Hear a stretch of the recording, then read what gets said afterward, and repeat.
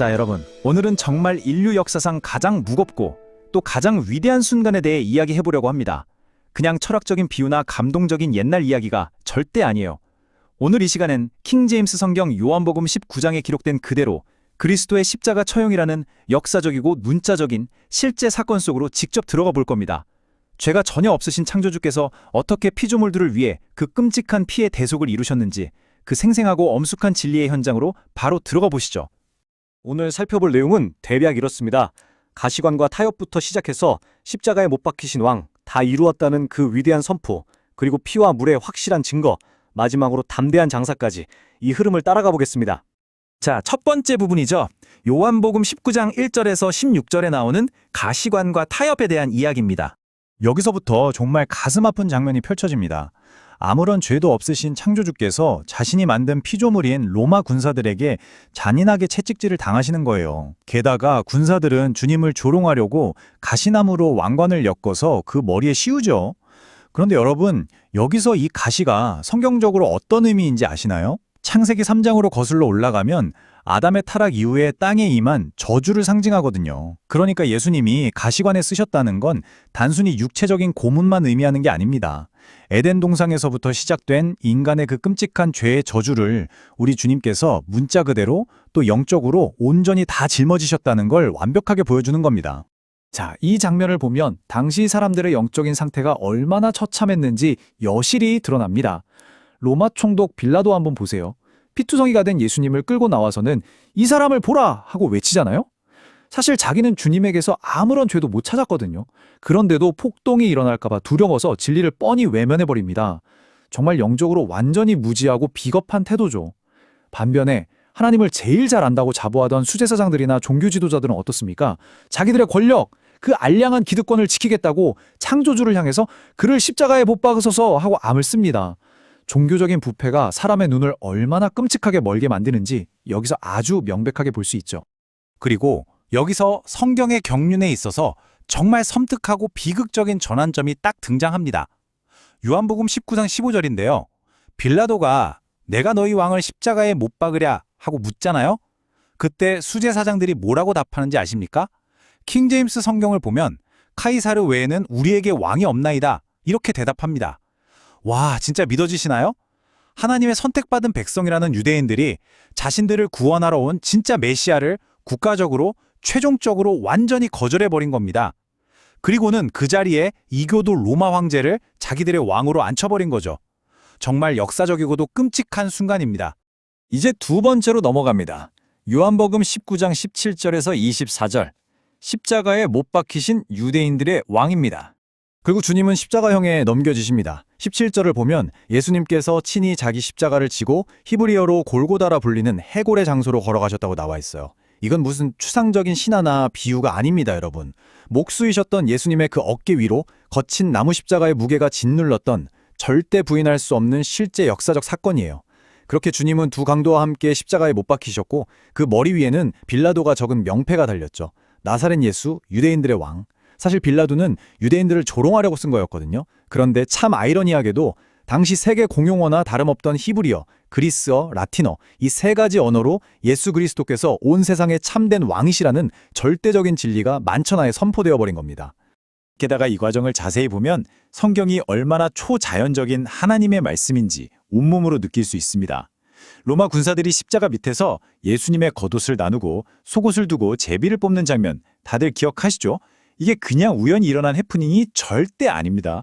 다윗이 무려 수백 년 전에 시편 22편 18절에서 그들이 자기들끼리 내 옷을 나누며 내 겉옷을 두고 제비를 뽑았나이다 라고 대언했는데 이 말씀이 진짜 문자 그대로 100% 완벽하게 성취된 거예요. 와, 정말 놀랍지 않나요? 하나님의 말씀은 역사 속에서 단 1mm의 오차도 없이 정확하게 이루어진다는 걸 여기서 다시 한번 확인하게 됩니다. 자, 이제 세 번째 부분입니다. 구속의 완성, 바로 다 이루었다라는 선포입니다. 이제 요한복음 19장의 하이라이트, 가장 위대한 절정을 향해 가보겠습니다. 그 끔찍한 십자가의 고통 속에서도 주님의 시선은 십자가 아래에 있는 어머니 마리아, 그리고 사랑하는 제자 요한을 향해 있었습니다.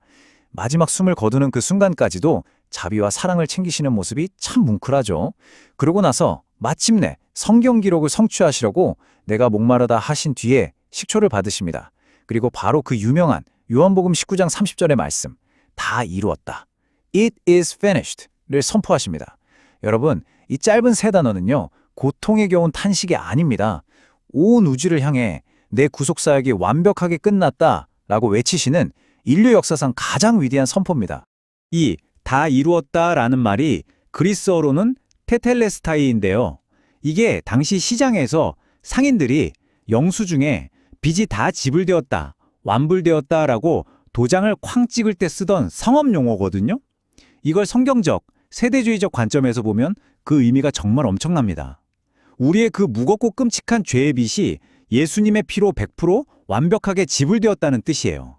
계속해서 짐승의 피로 흘려야만 했던 구약의 율법적인 희생 헌물 제도가 바로 이 십자가에서 완전히 박살나고 끝이 난 겁니다. 그러니까 우리가 구원을 받기 위해서 인간의 어떤 행위나 선행, 종교적인 의식이 단 1%라도 필요할까요? 전혀 아니죠. 모든 행위 구원론을 완전히 무너뜨리는 진리가 바로 이 테텔레스타이 한 단어 안에 담겨 있는 겁니다. 다음 네 번째 주제입니다. 요한복음 19장 31절에서 37절, 피와 물, 바로 육체적 죽음의 확실한 증거에 대해 살펴보겠습니다. 예수님께서 숨을 거두신 날이 마침 6월절 예비일이었어요. 유대인들은 다음 날이 안식일인데 시체가 십자가에 매달려 있는 게 껄끄러우니까 다리를 꺾어서 빨리 죽여달라고 빌라도에게 요청합니다. 그래서 로마 군사들이 양옆에 매달린 두 사람의 다리는 무참히 꺾어버렸는데 예수님께 딱 다가와서 보니까 이미 숨을 거두신 상태였던 거예요. 그래서 뼈를 꺾지 않았습니다. 자, 이 사건으로 뼈가 꺾이지 아니하리라는 6월절 어린 양에 관한 성경 기록이 또 한 번 문자 그대로 성취된 거죠. 그런데 여러분, 가끔 자유주의 신학자들이나 회의론자들이 예수님이 십자가에서 기절했다가 시원한 무덤에서 깨어난 거다, 이런 말도 안 되는 기절설을 주장하기도 하잖아요. 성경은 이에 대해 아주 단호하게 선을 긋습니다. 군사 중 하나가 창으로 주님의 옆구리를 푹 찔렀을 때 즉시 피와 물이 쏟아져 나왔다고 기록하거든요. 의학적으로 심장이 완전히 파열되어 피와 물이 분리되었다는 건 예수님께서 육체적으로 완벽하게, 아주 확실하게 사망하셨다는 생물학적이고 문자적인 증거입니다. 마지막 다섯 번째, 담대한 장사입니다. 요한복음 19장 38절에서 42절 말씀이죠. 주님의 죽음 직후에 정말 뜻밖의 두 인물이 전면에 등장합니다. 바로 아리마대 요셉과 니고데모인데요. 아시죠? 이 두 사람 평소에는 유대인들의 눈이 무서워서 자기 신앙을 꽁꽁 숨기고 밤에 몰래 주님을 찾아오던 아주 겁 많던 사람들이었어요. 그런데 갈보리 언덕의 그 십자가 사건이 이들의 마음을 완전히 뒤집어 놓은 겁니다. 요셉은 빌라도에게 직접 찾아가서 주님의 몸을 내어달라고 아주 당당하게 요구해요. 그리고 니고데모를 한번 보세요. 그가 가져온 형품의 양을 아시나요? 몰리앗과 알로에 섞은 것을 무려 100근이나 가져옵니다. 100근이요? 이건 왕의 장례식에서나 쓸 법한 어마어마한 양이거든요. 이들은 십자가에서 완성된 그 구속의 현실을 두 눈으로 직접 목격한 뒤에 자기들의 모든 지위와 기득권을 다 걸고 주님의 몸을 아무도 쓴 적 없는 쇠돌 무덤에 정성스럽게 안치합니다. 두려움에서 담대한 헌신으로 완벽하게 돌아서게 된 거죠. 자, 이제 오늘 강해를 마무리하면서 여러분께 아주 엄숙한 질문을 하나 드리고 싶습니다. 오늘 우리가 함께 살펴본 이 십자가의 기록은요, 절대 상징적이거나 철학적인 이야기가 아닙니다. 우리 죄의 빚이 주님의 피로 완전히 100% 지불되었다고 선포하는 부인할 수 없는 역사적 사건입니다. 벌벌 떨며 숨어 지내던 요셉과 니고데모가 그 십자가 앞에서 완전히 변화되어 담대함을 얻었던 것처럼 말이죠. 성경은 오늘날 성경신자인 우리들에게도 동일하게 묻고 있습니다.